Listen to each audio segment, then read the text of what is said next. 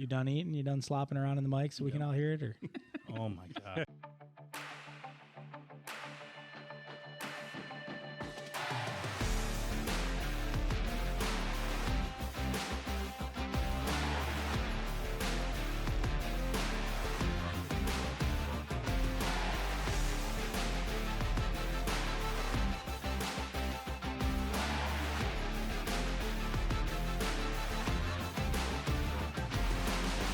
Welcome back to episode 21 of the CatchMark SportsNet podcast. I'm your host, Zach Swagel, joined here by co-host and colleague Scotty Camp. What's up, everyone? And Brent Rath. what's up? Today we have a special guest, North Muskegon native. He's got a couple kids that play for the Norse. He knows a lot about high school sports. He's just a wizard of all things high school sports, it seems like. Paul Young, thank you so much for joining us, Paul. Oh, thanks so much for having me. Absolutely. It's honestly a pleasure. Paul, will you start off by talking a little bit about your family and you know what it was like growing up? Did you graduate from North Muskegon High School? No, actually, I'm a Big Red. So No way. So class of 1995. I'd say that was a good year, I heard, I like to that. graduate. I'm not sure, but I heard great people come out. Good. Really solid Muskegon County kids came out that year. But no, I'm a Muskegon Big Red and moved away for college for several years and met my wife and you know kind of made a life down south for a while, and we moved back to Muskegon area in 2008 and initially planned to settle, you know, in the Muskegon district again, but really just fell in love with a property and a house in North Muskegon, and our kids were really young at the time. We probably should have been a little bit more intentional about where we were looking for homes and schools, and but we just coincidentally, you know, we landed at North Muskegon, and we were a block from this. We are still a block from the school, which has just worked out great for having 4 kids. You know, they could walk to school, and we didn't have to deal with the drop-off line and all that stuff. You make it sound like it was a bad thing to end up in North Muskegon. Well, Yeah, you know, I mean, man. I think when you grow up a Big Red, you know, my parents went to Muskegon. You know, I went to Muskegon. Obviously, my siblings did. You know, it's in your blood, and so you know, moving back to town from down south, you know, my priority was I want my kids to go to Muskegon, and so you know, it was just kind of happenstance really that we landed in North Muskegon, but we've loved it. You know, our kids are definitely Norsemen, and I'm an adopted Norseman now, and you know, we just love the community. We've loved our experience here. It's been great. You say down south. Where'd you go to college? So I started at Grand Rapids CC. I played baseball for Wobbs there at CC for half a year, and transferred down to Lipscomb University in Nashville. My wife was from Chattanooga, so we met in school at Lipscomb. So we met there, we got married, lived in Nashville until 2006, and then we transitioned to Atlanta, and we were in Atlanta for almost 3 years before we moved back to Muskegon. So you kind of been around the block a little bit. Yeah, Nashville, Atlanta, you know, and then back to Muskegon, you know. That's right. Yeah. Talk a little bit about your kids too. You have 4 of them. Obviously, you know we know Champ and we know James, Yeah. because they're in school right now. But talk about the other 2. Yeah, Mac is the oldest. He's class of 2019. Great kid. He's now at MCC and has just recently figured out he's going to pursue education track and probably, you know, become a teacher. And you know what precipitated that was really just falling in love with coaching. He's been coaching baseball and football for the last couple of years, and has really done a great job in our program, both with baseball and football. And so, you know, he was struggling like a lot of kids, trying to figure out what they want to be when they grow up. And so he's going to follow that education track and become a teacher. And so he's doing great. And then Delaney is our youngest. She's a 7th grader. Loves volleyball, basketball, and soccer, and we're really enjoying watching her now get into the, you know, competitive athletics, and she's been fun to watch too. So For sure. You definitely have a future in athletics Yeah, as well. yeah. You're not quite done yet. Right. Well, you know, talk about your professional career. You know, where have you been? Where are you now? You and your wife, Jill. And how do you make time to attend all these athletic events? Yeah, it's been wild. I started out in sales and marketing and business development. and did that for about 20 years. With some big companies and some small biotech startups. I was with Cardinal Health, which is a Fortune, I think, 5 company in America, huge company, and that was pharmaceutical distribution. I did business development for them for several years, and then transitioned to Atlanta with a very small Scottish biotech where I sold and marketed a retinal imaging system, which is kind of boring, but at the time it was such a Depends cool, on whether you're a nerd or not. right. I'm I getting think this is excited something over that's here, probably buddy. right up your alley. And, it's a really fascinating technology, actually. And then transitioned up here with a pharma company that dissolved about a year after we got here, and then I landed at Spectrum Health and was there for almost a decade. So that's the gist of my career. But more recently, in the last 3 years, I stepped away from corporate America and dipped my toe into entrepreneurship and started a small retail operation in Muskegon.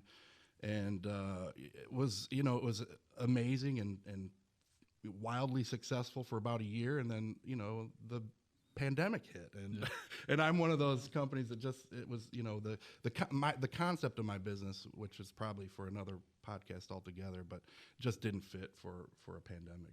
It didn't work. So we had to transition really quickly from a retail operation that was doing pretty well to e-commerce operation, and so Nice. And so now I'm 100% e-commerce and selling products online, and transitioning a little bit more back into the corporate world now. So Interesting. it's been Yeah. quite an interesting ride. For sure. Watch your glasses. sure. Zach, I'm going to reach over here. You're a little low on the camera, so I want to adjust. Okay, yep. Real quick. Sounds good. Sounds good. Paul, you have a unique opportunity that most parents don't, and Brent actually shares this, but you're getting to watch 2 of your kids play on the same team, play on the same basketball team and football team, Right. for that matter. What's it like being able to watch both of them and watching them interact? I mean, I'm sure they don't get a ton of time apart from each other. Right. And how does that go at home? And what's that like as a parent? Yeah, it's been so fun, and it's something that we didn't necessarily expect. You never assume that your 9th grader is going to be able to compete at a varsity level, especially at football and basketball in a really tough conference like the WMC. So we're pleasantly surprised that it happened, and we've just been trying to soak it all in. It's been great. The boys, they get along a lot better than maybe most people would think, sibling brothers would. Champ especially is really welcomed James into their life. He's got his own crew of seniors and juniors that they've competed with together for several years, and so it probably took a lot for Champ to welcome his 15-year-old kid brother into that mix as a quarterback and a point guard. So it's just been fun. Jill and I really are just proud of them. They've really embraced being teammates, and it's just been fun. They've got the market cornered on coolness. I'm telling you, those 2 guys do. Like they got the flow Right. and the locks. Right. They've got obviously Drip. That's what they say, Scott. It's the drip, right? the drip. Yeah, That's drip. As we They're saw- all about the drip. As we saw in the profile of the week I did on those boys, Champ, those pipes he's got. Yeah. He gets those from you, I hear. Yeah, believe it or not, yeah, I actually had a real brief career as a singer for about 9 months. Right out of That's awesome. between the time I left GRCC and went to Lipscomb, I toured the East Coast with a gospel ensemble, and That's awesome. It was fun. Yeah, it was fun. I was getting like $200 a week checks, so I was like, this probably isn't the best career choice.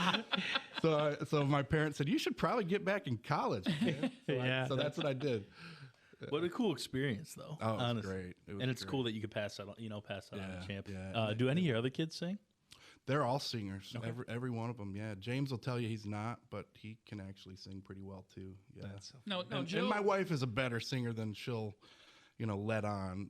Where I was going with that too is Jill claims that all the athleticism comes from them. Now, some of it's got to come from you too, right? No, it's all her. It's all her. At least the best parts of their competitive You're a wise nature man. comes from her. You're a wise man. Yeah, I think if you read our resumes, I think hers is a little better than mine in terms of championships and stuff like that. That's funny. So, yeah, she's a great athlete for sure. That's interesting. Let's talk a little bit about basketball because that's what's going on right now. The regional matchup, it's going to be tonight. Yeah. And talk about their chances and how they've made it this far and the dynamic of the team as you've gotten to watch every game this year. They've just been fun to watch, and their chances tonight are like a coin toss. We've already split with Ravenna. Ravenna's got such great players, and they're a tough out anytime you play them. They're going to try to minimize BB from having a game like he's been having as of late. You got to try to limit him from killing you. But they're really coming into their own at the right time.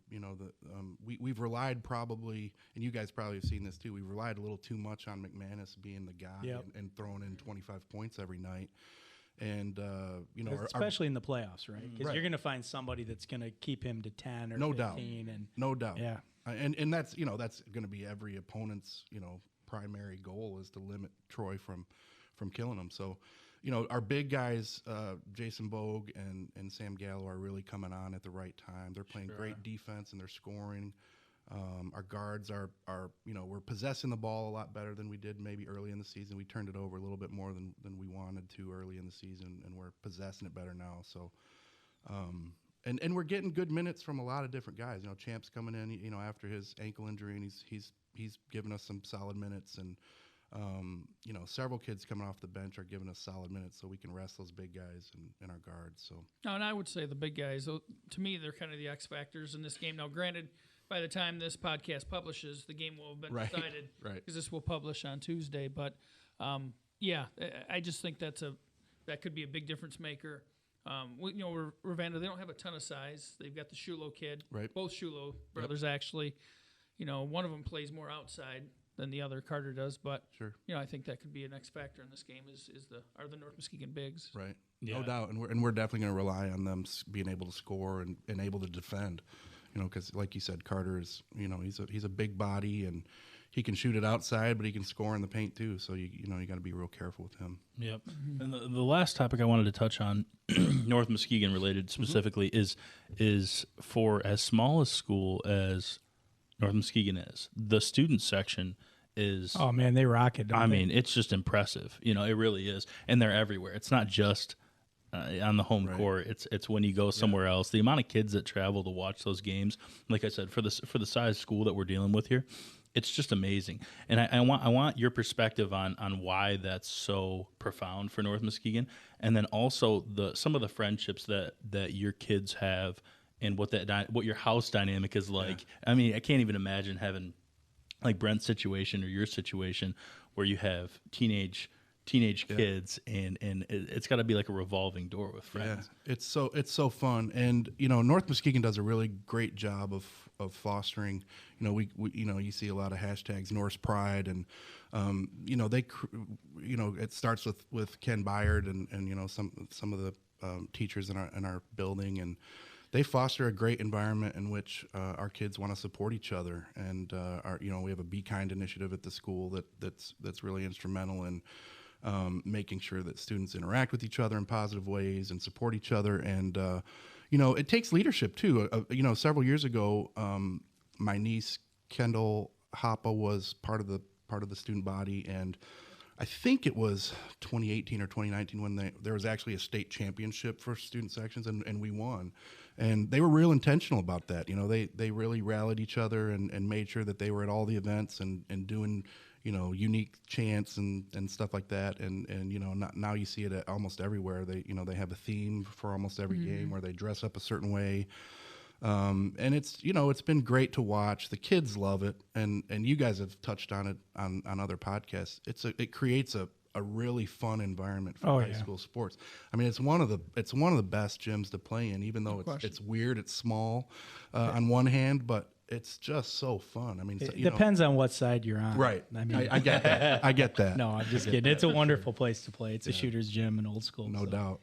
That's one of the things, though, that remember when we first moved back, kids aren't old enough. I had not played or been to a varsity sport in quite a few years, to be honest with you. And I was shocked at the low participation rates of fans. Like, because I mean, I remember when I was in school, and same, we graduated the same year apparently.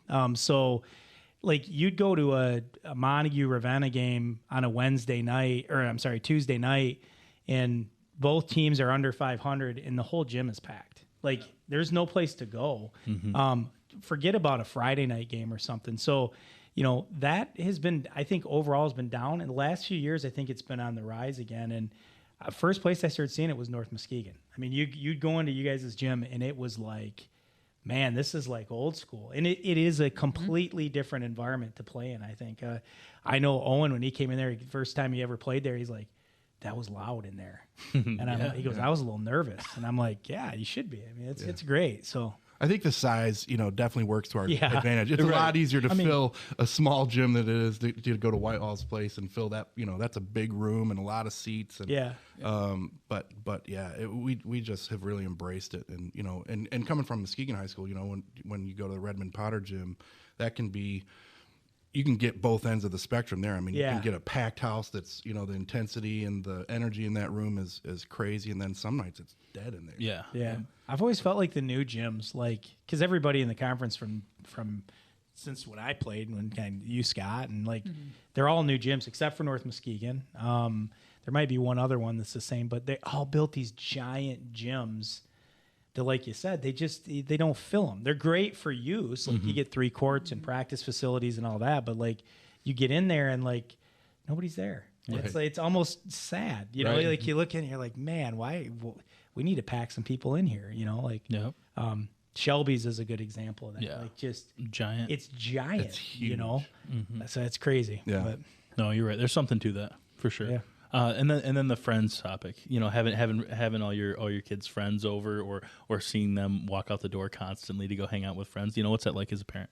It's just great. And again, that small town culture, small town, my wife, she grew up in that kind of environment, and I was at a little bit bigger school, but I've just really fallen in love with it. It's so nice to have, everybody knows everybody. The kids know each other, from K to 12. They everybody in the school knows you. You get to know everybody's parents. It's we've just really loved it. Kind of a cool dynamic. Yeah. No, they really support each other. I noticed that, not through good and bad, because there's been some challenging situations with for sure maybe different kids, with leukemia cases and just other things that have gone on, and they just really rally around each other. And it's just great to see how supportive everyone is of each other in North Muskegon. No doubt. Yeah, very good. No doubt. You got a hoop in your driveway? We don't at the moment, but You're we have all of our lives had a hoop in the driveway. We did some concrete work about a year ago, and they said your hoop's got to go. It was one of those that was cemented in the ground right next to our driveway. So that's gone. But we live so close to the gym that our kids Just go up there. Our gym rats, man. They're there all the time shooting, and we love it. It's just another benefit of living so close to the school. Yeah, for sure. The West Michigan Conference, an ongoing topic on this podcast has been identifying, some of the conference's best players, and it's a tough task for anybody. Yeah. And you got a chance to watch all the matchups from North Muskegon. Ooh, you're not going to put this one on him, are you? Yeah, we have to. All right, I'm curious. We have to. I want you watch out for the heat, because everybody comes for you once you say, "Hey, here's my top 5." I was worried about this. That's true. Thinking maybe we could dodge this line. Right. Nope, no chance. Your top 5 players in the West Michigan Conference from what you've seen this year. Let me get a drink of water. Yeah, you might need one.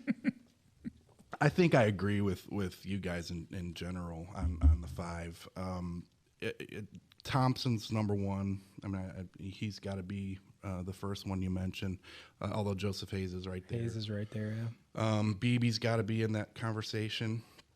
I'm going to say McManus has to be in that conversation. I would agree with that. That gets you to 4, and then it's the 5th one, right? This is tough. It is hard. This is the dilemma. I like Stein. I like Weaver's good. Joseph good. Weaver. Either one of those guys is tough to vote So against. hard. Yeah, I know. I kind of feel like if you let me do it by position, I can say Joseph's got to be the center. That takes a little pressure off some of those other guys. But who's the point guard? Oh, jeez. Probably Hayes. Yeah. I in like that that, in that actually. scenario, Yeah, that it'd actually have is to be him or, I like or that. BB. And But Kyle yeah, can handle it too. Yeah, yeah. that's what a problem to have. Yeah, Yeah. right. It's Picking a between great, those two and you kids. could, honestly, we could set those 5 guys aside, and you can come up with another really good starting 5. Yeah, no, you could. definitely the could. WMC is just so fun this year with the parity in the league.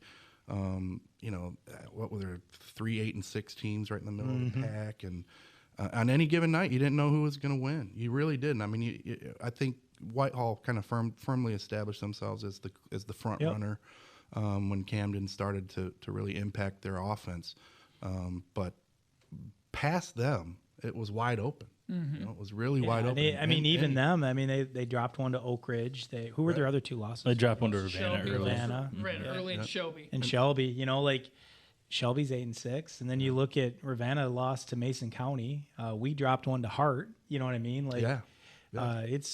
And we had Whitehall early before Camden came back. And, Yeah. I think we had a 17-point lead that we gave up. We gave up a 20-0 run or something to start the third quarter. Which what in the world? But we were right there with almost splitting with Whitehall too. So, Yeah.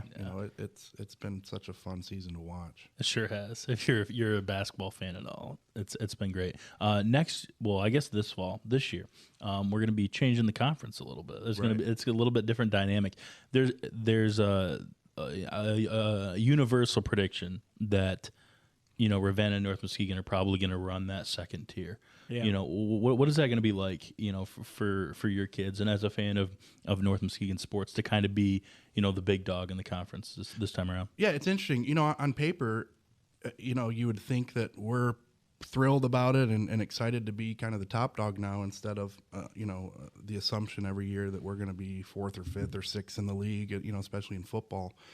I think a lot of teams look at North Muskegon and they put a W on their schedule before the game in the old conference, and so on paper this moving forward, it looks like we would be one of the top teams.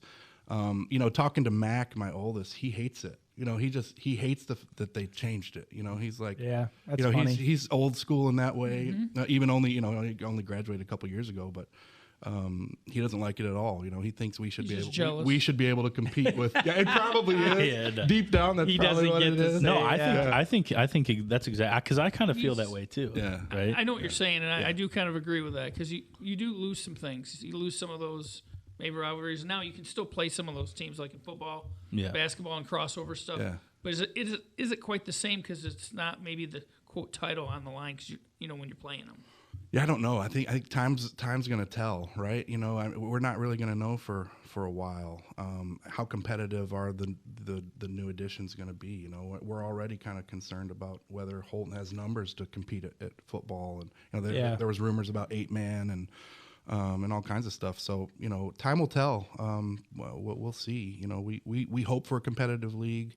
That's what everybody wants, obviously, and we'll find out. Yeah, definitely. It's going to be an interesting change, that's for sure. No doubt. To kind of touch on your point, on Mac's point, where he misses the old, or will miss the old lineup. I think that there's a lot of benefit to playing, schools that are better than you too. Maybe your conference finishes are, 3rd, 4th, 5th, 6th, but you enter the postseason, and you're as well off as anybody else is, because you've played good competition all year, right? So I think there's something to this is clearly it's a football move, right? Because North Muskegon can compete, and Ravenna can compete. The smaller schools are competitive in basketball, and they're competitive in baseball, and they're competitive in soccer. But for football, that was the sport that and Mac will tell you, for too long North Muskegon, kind of relied on that. Well, we're smaller than everybody. That's why we can't. That's why we don't win. We're the small school in the group, and that's garbage. You create a culture that you create a winning culture, and you'll win, and you'll be able to compete with those bigger schools, and that's what we've been trying to do. I will say, like a school like Hart in football particularly, they're excited about this because they see this as an opportunity to maybe rise up.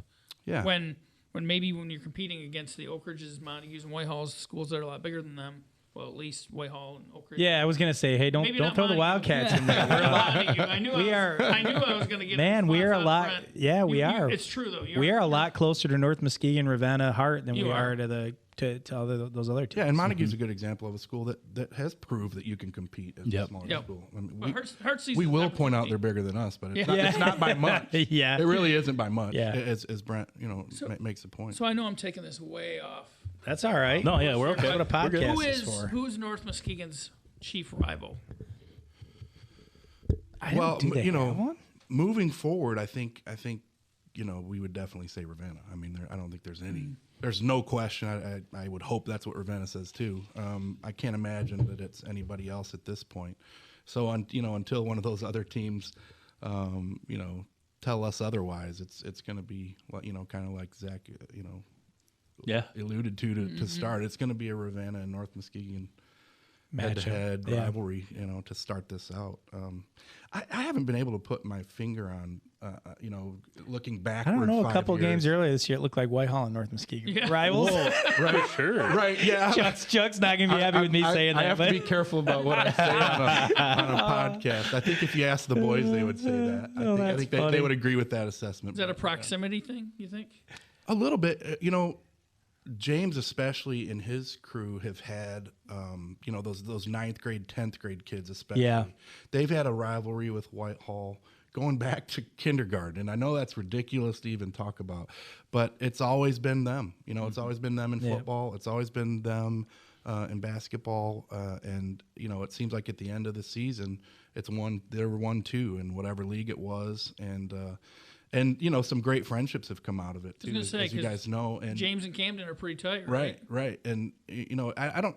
It didn't start out that way. I mean, they were fierce competitors in youth football and youth basketball, and then they started playing together in the travel circuit, and now they're great friends. In fact, we spent a couple hours Saturday with Camden at the Hardwood tryout, and so it's interesting how it's evolved over time, but.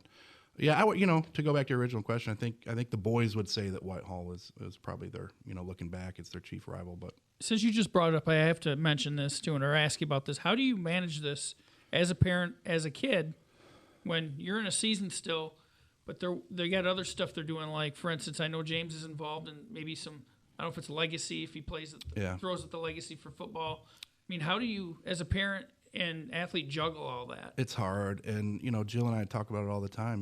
We divide and conquer, and she goes one direction and I go another direction.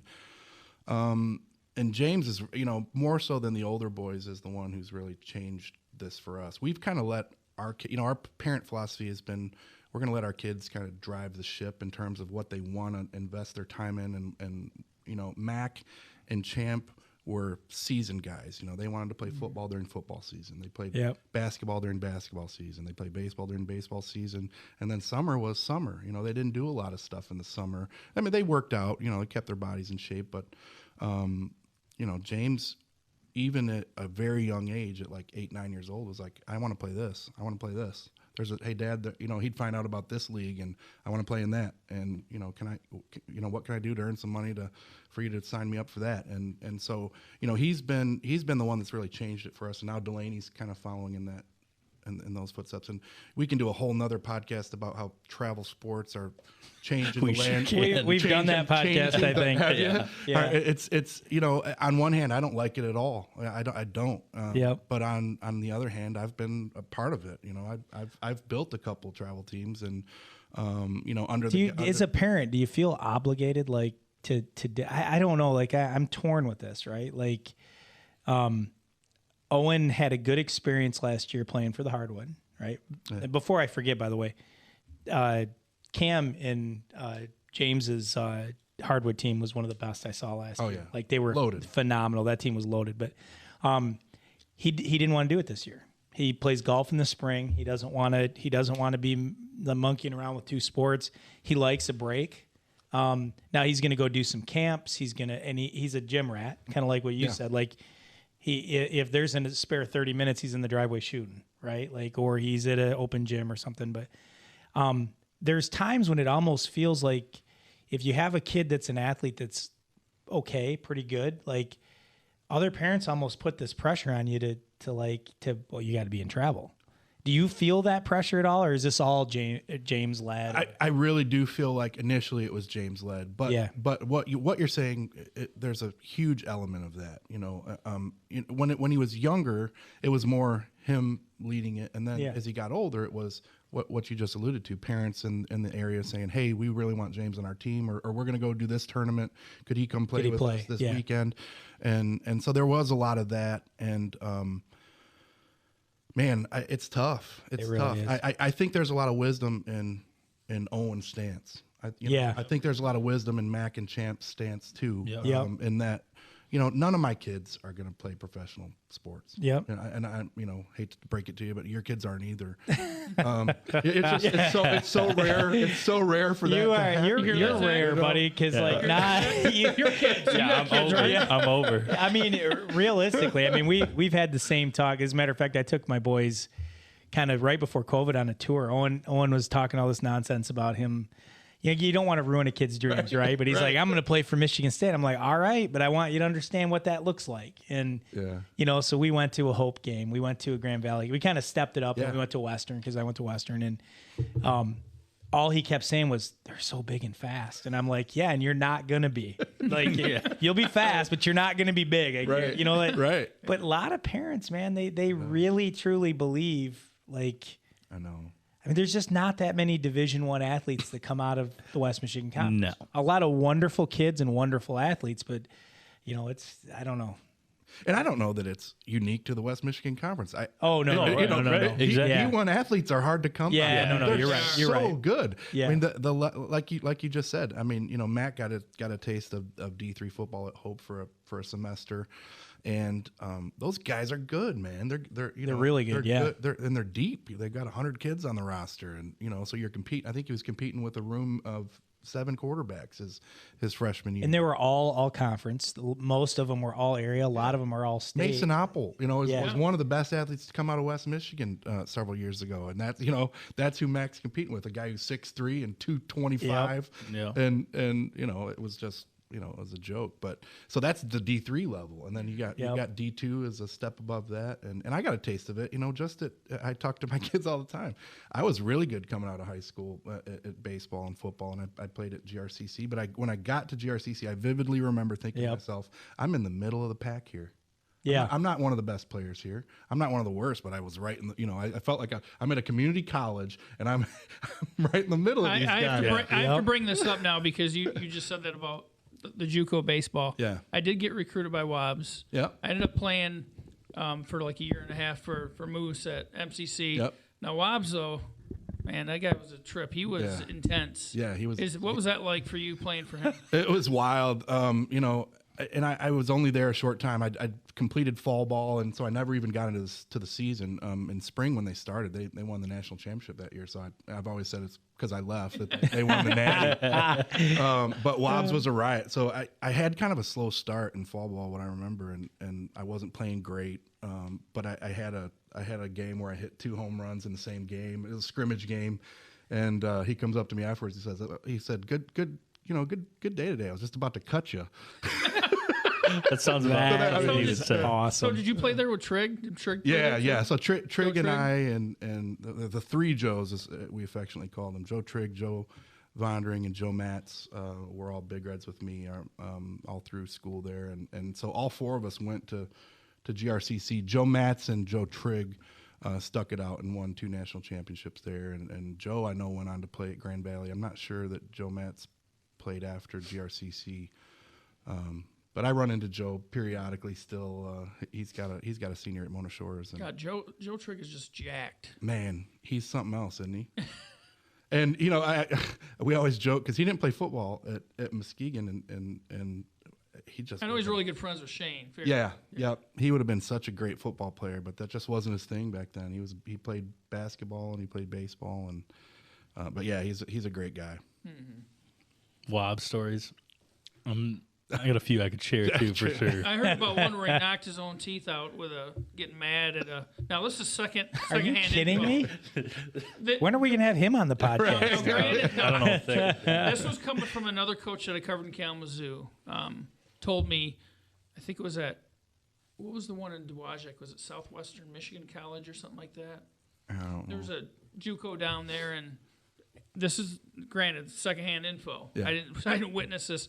Basically, Wobbs, he's fiery. You know how he could get. His fuse is about this long. Yeah.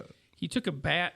He got mad about something, and he took a bat and slammed it against like the railing or the facing of the dugout. Bounced and off it and got him. bounced back and got him right in the mouth. I've never heard that. That is nuts. Wouldn't surprise He me. was a bit. shaking hands after the game with bloody mouth, and everything. He had teeth knocked out and stuff. That's nuts. Now, granted, I'm not just saying this for the pod. That's the story I was told. But would you believe that story? Oh, for sure. And again, I was there such a short time. I don't have a ton of Wob stories, but you'll have to have Trig on the show sometime. There you go. He'll be able to fill an hour with Wob stories. Well, Kurt played for him. Yeah, right? Kurt has a ton of stories stories too. Eyes did too. Yeah. Yeah, interesting stuff. While we're on the baseball train a little bit, what's your spring forecast for the baseball, the West Michigan Conference baseball? Well, I think it'll be similar to basketball. I think we're going to have a pretty competitive league as we usually do. I like North Muskegon's chances. I'm certainly not going to shortchange my guys. We've got a lot of really good players coming back, and we'll be a solid baseball program for several years. Absolutely. And I know that Oak Ridge always has a solid team. Montague's going to be solid. Ravenna's going to be good. I don't really see anybody not being very competitive in the league this year. Who's the new coach at North Muskegon? His name is Garrett Moyer, and he runs that sports academy over. It's now in the old Chuck E. Cheese facility. Oh, really? Yeah, but he's been doing baseball instruction in the area for many years. He's done some coaching at MCC. He was at Puffer for a while too. Yep. I know. Yeah, he coached. He played at Puffer, and I'm trying to remember what his graduation year was. I think it was 2008. But just a solid kid, real energetic. It kind of brings a new energy to the program, and we're excited about what he has to offer. And with basketball going on today, it's hard to remember that today's the first day of baseball. Yeah, I know. right. Yeah. No, are both your boys? They going to be playing They'll varsity? both play. You think? Yeah, they'll both play. James will play varsity baseball, and so we'll get a full year of both of them on the same team, which is just That's pretty amazing. Just been Yeah, so it is. fun. I think it's really cool, North Muskegon's field. It's just so unique. You kind of got the monster out in Right. left field. Right. The fence or the higher fence. Yeah. It's a short porch, but Yeah. it's pretty cool because there was a time when, it looked a lot different than that. And I think was that maybe Walt Gukowski kind of maybe helped get that going, or was it maybe Warren Kent? The short porch. Just the field, just the enhancements that have happened over the years. Was that kind of Warren that drove that, or Walt? I honestly don't know. I know that Walt, was there for so long that I can't imagine that he wasn't, the driver behind that in the beginning. But Warren was there for a long time too. So, and then Cutter took it to a new level with just some maintenance that he did and improvements that he made at the field. We're going through a period of transition too. We're going to build a new baseball and softball complex not far from where we are right now, and that whole baseball field is going to be turfed. There'll be a soccer field there, and then a multi-purpose turf field for whatever, and that's coming in the next couple of years. So Wow. So that and there's a lot of people in the community, as you can imagine, that aren't thrilled about a change like that to a baseball field that's been there for I don't even know how long. Are you gonna throw some turf on the football field too, or no? Well, that was initially part of the plan, and I'm not sure that it is anymore. That's all I'm gonna say about that. I have swear some strong opinions. There was something about North Muskegon. Every youth football game that my kids ever played at North Muskegon, it absolutely poured. Yep. Karen and I used to joke about it, like just downpour. And she's like, "What is it? Every time we come to North Muskegon, it friggin' rains." It was nuts. Turf would have been good then. Yeah, Got a little money. Well, yeah, there's a lot of us that still want it, and Ken Byard will tell you he wants the whole town turf. Yeah. He wants everybody's lawns turf. I can hear Ken saying that too. He wants turf on every inch of North Muskegon. Ken's not afraid to express himself. Like I'll see him tweet, and he did it Oh, again. he's funny. MHSA, what are you doing? Why are we charging $9 for a ticket? Yeah. and he's right. He's not wrong. Yeah, he's right, and yeah, I think he's willing to put himself out there with some public stances on occasion that I respect and appreciate. Yeah, he's been great. He's great for our school and great at developing a culture there that our entire community embraces. He's really great for our kids. How long was Cutter there as a coach? A couple of years, I think. Yeah, just 2 years. I'm sorry, it was 3 if you include the lost season. They didn't get a baseball season in 20. Where'd he go? He's at Lansing. Community college. Yeah. He was. I played high school sports against him. He was a great basketball player. He was tough, like tall and long, and like. Yeah. He's in our class, and it's funny. We were both all area in baseball our senior year. Yeah. But the world was bigger then. And I tell my kids this all the time. I didn't know anybody who played for Hart. I didn't know. Right. I didn't know anybody who played for Montague. Yep. I didn't know anybody. They had a regional team. They won the regional, and they had Calvin Christian. I think it was on the ropes in the quarterfinals his senior year. I think I'm sure he would tell you that. See, and the funny thing is they played in our conference. I didn't play baseball myself. I played like little league, but never high school. And I had no idea he was such a good. I always just knew him as he's a great basketball player. Yeah. So you're right. It's a different different time, I think. But yeah, for sure. Yeah. Huh. Interesting stuff. March Madness is starting. We had Selection Sunday yesterday. You guys a Michigan household or Michigan State household? Oh man, we're a Michigan household, but we're I know.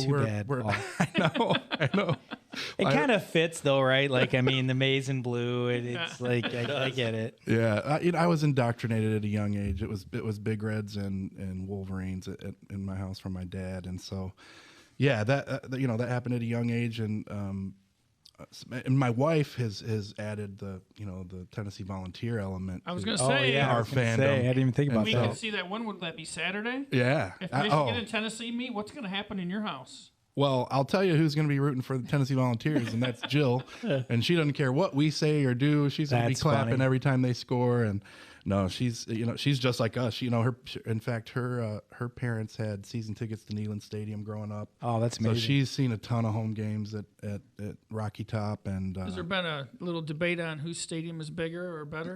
Well, yeah, the big house. Yeah, we've been married for 3 years now, and so don't think we keep going back and forth. For a while, it was going back and forth, and I think Michigan finally overtook them again. But you can only build Rocky Top up so high before engineers say we can't go any higher. They'll just keep digging it lower because it's an underground stadium. Yeah, I think Michigan could probably hit water at another 100,000. Yeah. So Michigan gets in, Rutgers gets left out. No, Rutgers in. Oh, they're in. I didn't see it. They're in the play-in game. Yeah, they're in the first 4. I feel like that's like I don't know. That's like a tie.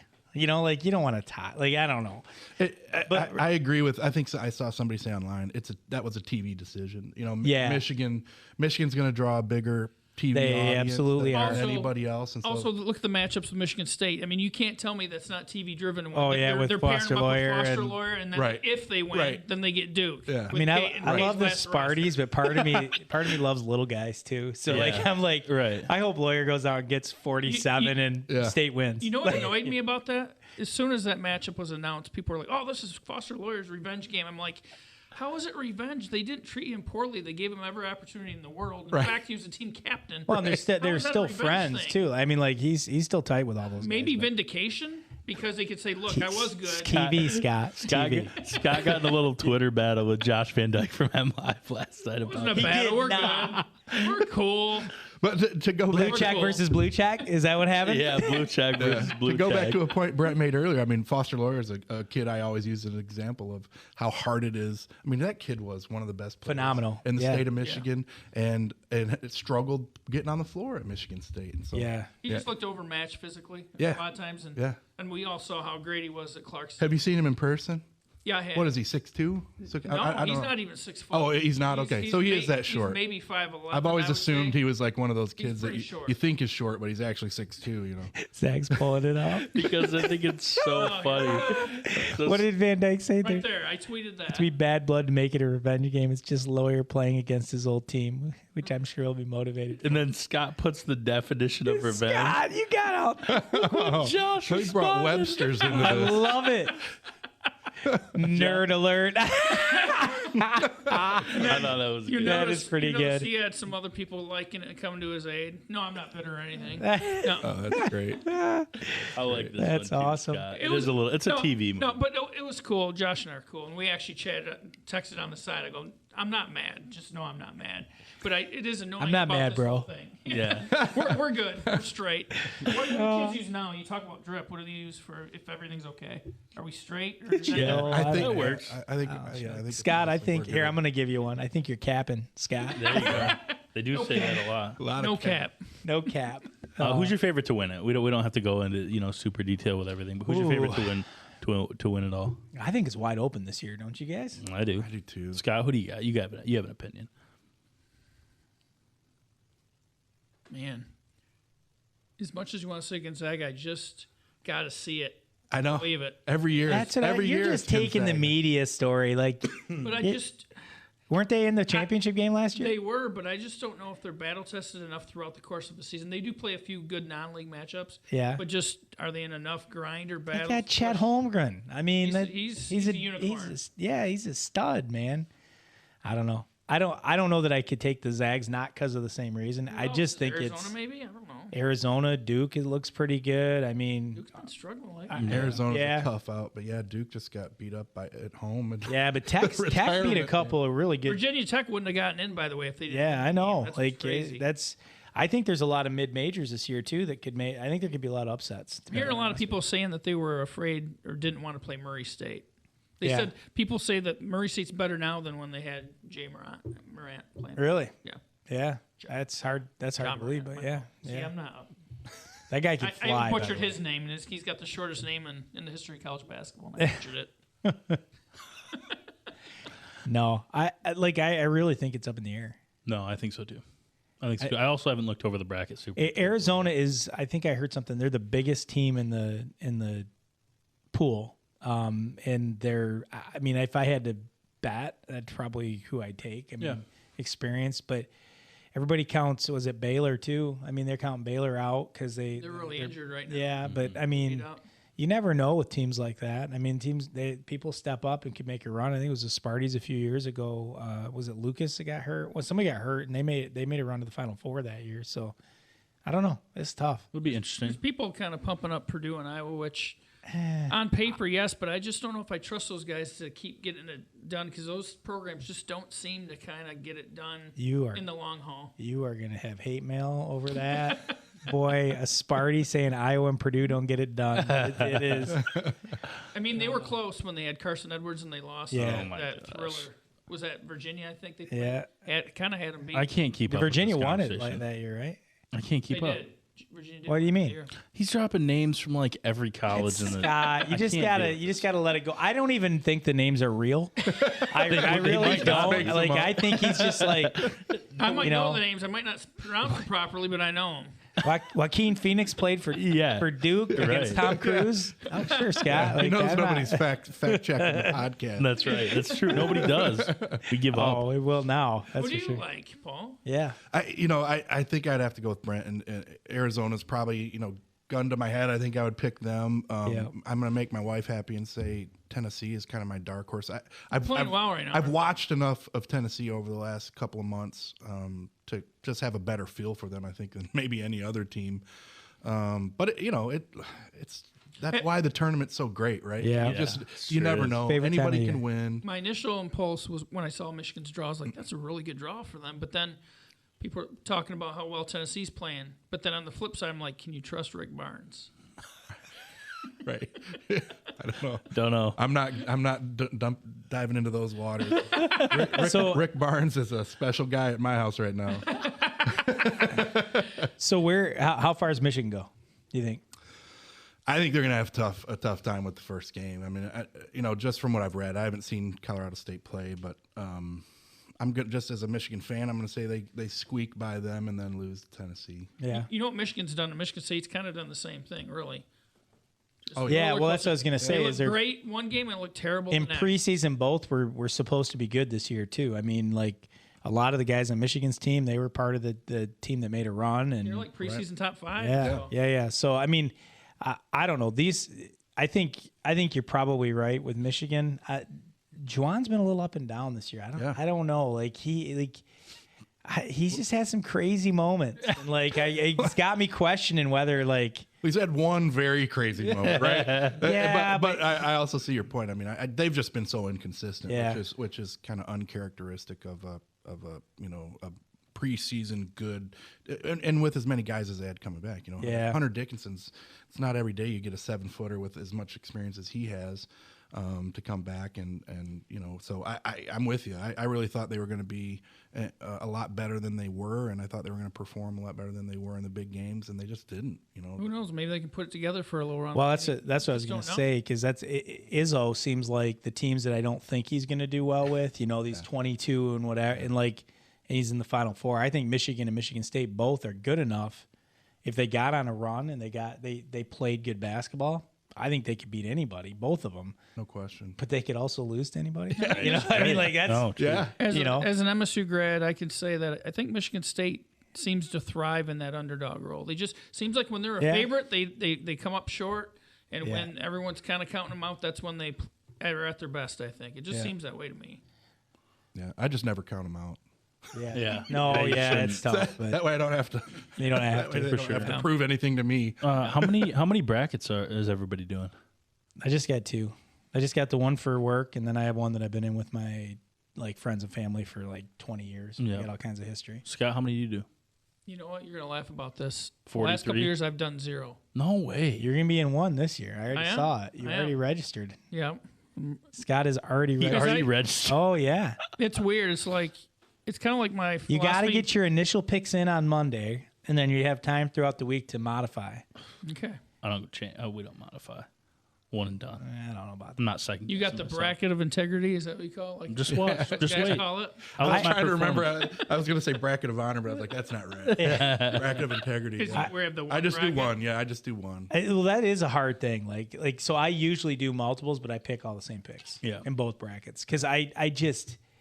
There was years where I did 3 and I had different picks, and you're almost rooting against yourself, and I'm I felt confused and anxious, and then I'm like, you pick with your heart or your head? Both. Usually my head though, I want to win, so I'm not taking Sparty deep if I don't think they're going to actually do it. So, which is hard sometimes. I enjoy an underdog and a little guy too. So if I will often take mid-majors, which is good in some instances because sometimes they go and you get the right one. Going back to your point a moment ago, talking about the little guy, literally. Yeah. I would like to see Lawyer have a good game. I would, and too. I would like to see MSU win, but I would like to see Lawyer because he's a kid I've always pulled for. Oh yeah, no. Just because. And in that game, I would be upset that Sparty lost, but I'd be happy too that I'd like to see him. Okay, if they win, let's see him go deep. I'd like to see Davidson make a run. I actually watched Curry at the Elite Eight when they played. Was it Kansas at Ford Field way back when? And that's the last time I saw him play. That coach is still there. He's been there a long time. I know. And he Lawyer reminds me a little bit. I don't want to at the time nobody thought Curry was going to be who he was, right? Very little recruited coming out of high school, was doing great things, but they're all well, it's Ed Davidson, right? He's not big enough to play in the NBA. So Lawyer reminds me a little bit of Steph, so we'll see. But yeah. I know that you'll have a bunch of brackets busted the first week. Yeah, it'll be fun. That's the way it goes. We'll have basketball on around here though, that's for sure. Yeah. Can you imagine being the coach that ends K's career though? Yeah. Is anybody else I actually like Duke. But is anybody else a little annoyed by the whole? I don't know. It just feels. I don't know. We're the same age. Yeah. I hate Christian Laettner guy. It's but I will say, as I've gotten older and have a little better perspective than I did back then, I really respect Coach K and what he's done there. I mean, it'll never happen again. I can't imagine a coach ever being at the same school for 42 years and being as wildly successful as Duke's program has been is probably something that can't be duplicated. I mean, he grew that. They weren't, right. I wouldn't say they were phenomenal or national powerhouses prior to him kind of arriving, but Yeah, I don't know, just the whole farewell season stuff, and like I'm just kind of like, and then should coaches pick their successors? I just don't know. I'm not sure I'm crazy about that either. Like in the whole drama. When has it worked really? When a coach really? Yeah, and where does it end? I mean, he's still going to be in the building. I mean, is he really stepping away if he's in the building? I think he's just taking on a new role now. But who knows? I don't know. Like, I think that's really hard. So I don't know. I haven't been a big fan of the way Duke's kind of done this whole thing. And I same thing though. I respect Coach K. I respect Duke. I want to watch a game in Cameron at some point in my life. I've never been down there, but you have. It's called North Muskegon High School. It does feel like we're the Cameron indoor of the WMC. It does feel like it. But, we definitely have the crazies, that's for sure. Sure is. Yeah. Sure is wild. Yeah. All right. Well, anybody else have anything else to add? Yeah. What's James's favorite sport?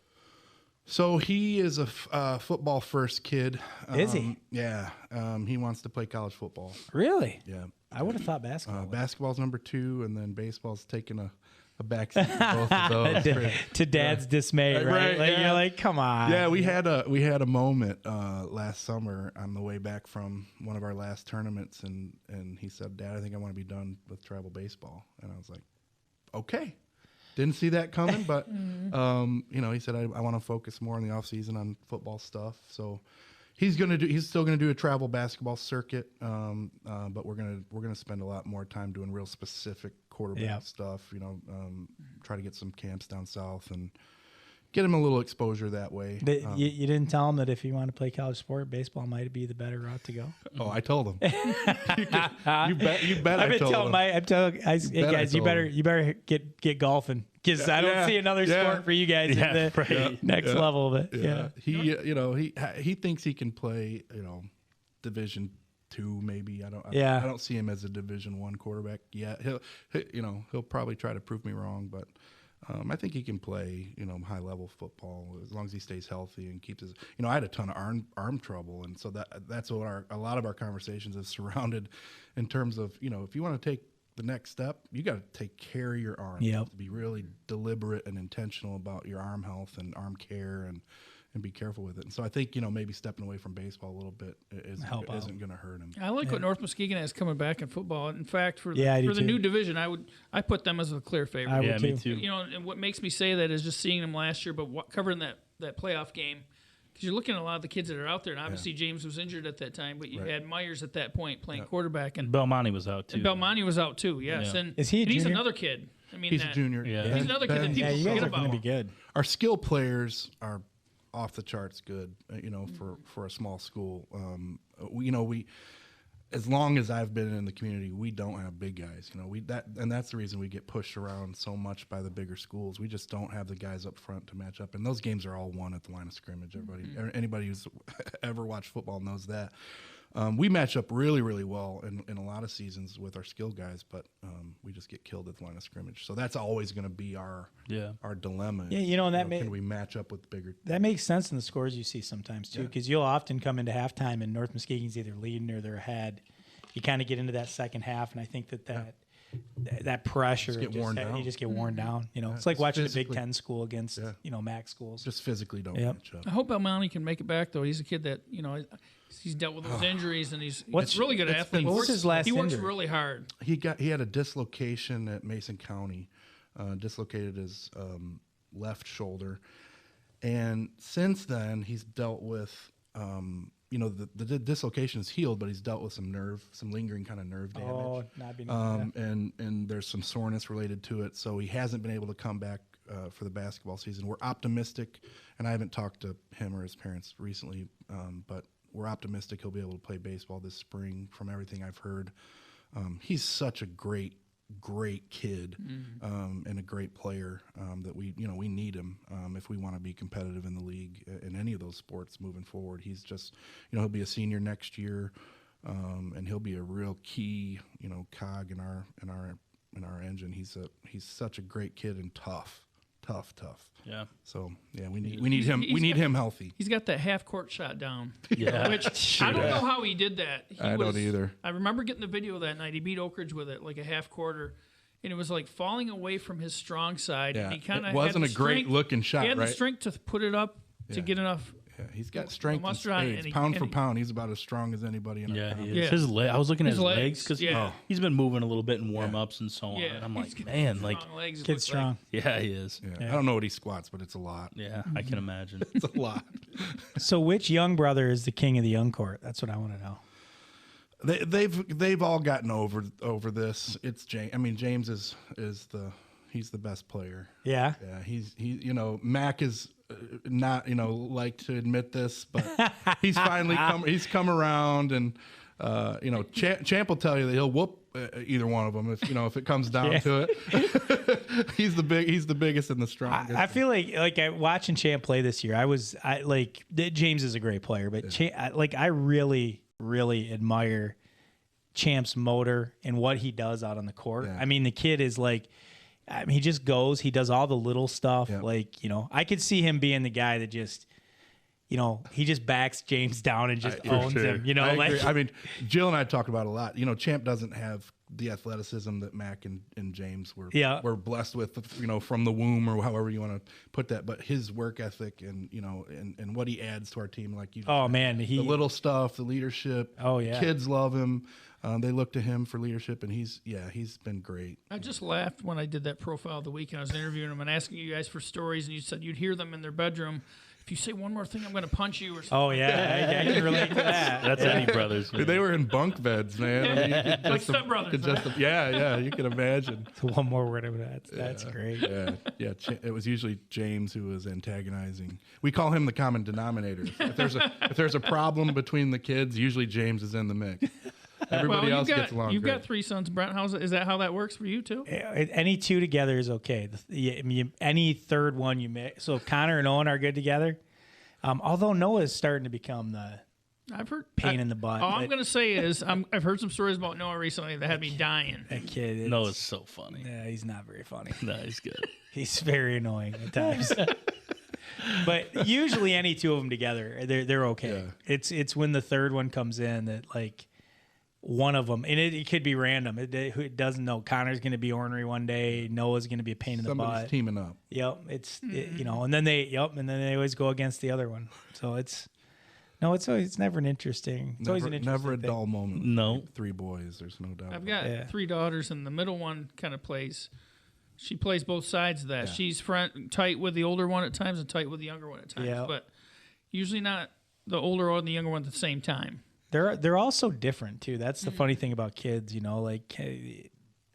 Connor's very independent, but very responsible.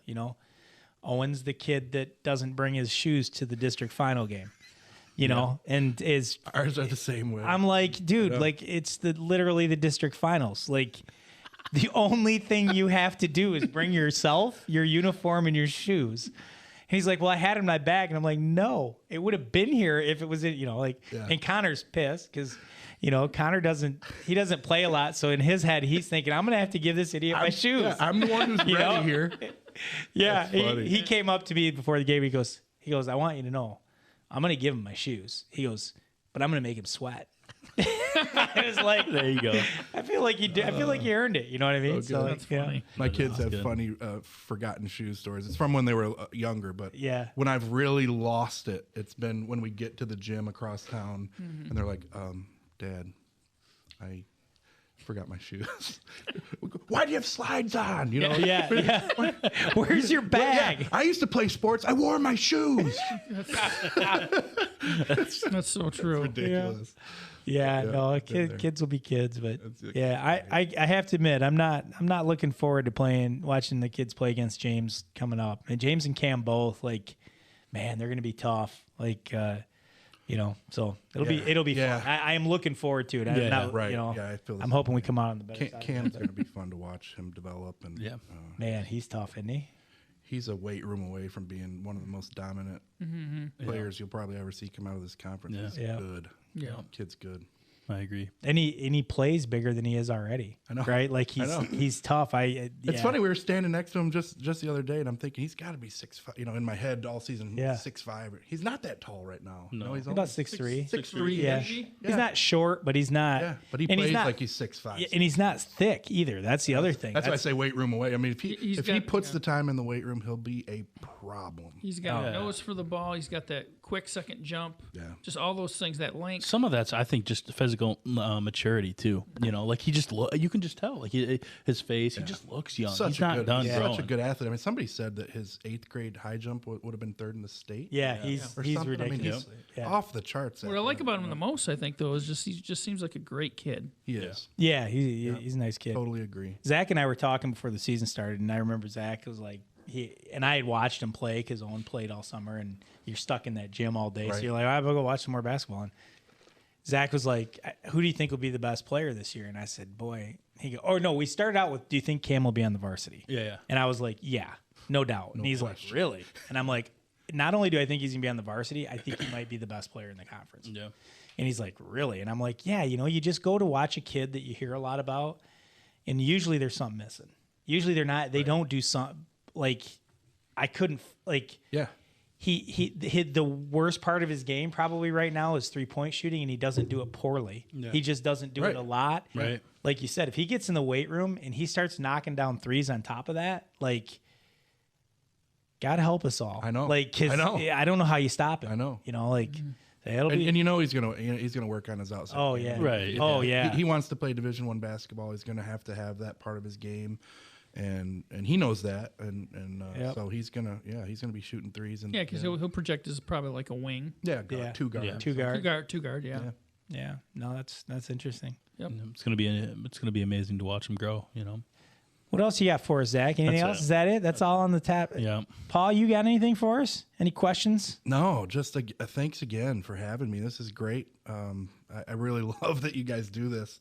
I was telling Brent before we started, I kind of dreamt of someone putting a podcast together for the West Michigan Conference to talk about it, and you guys made it happen. So I know a lot of people like me out there listen and enjoy them. So again, thanks for having me, and thanks for doing it. Absolutely. Thanks for coming on. No, we really do. Thanks for all you do, really, too, by helping pass along scores and updates. And so that's it great. It takes the community to get it all done. For sure. Yeah, definitely. Yeah. Well, good stuff. Speaking of thank yous, probably should thank our sponsors, Van Dyke Mortgage, Shepherd & Shepherd Law, and North Grove Brewers. Couldn't do what we do without you guys. We appreciate you so much. And then a special thank you to Paul for joining us. Thanks, guys. Yeah, Thanks, absolutely. Paul. And we'll see you guys next time.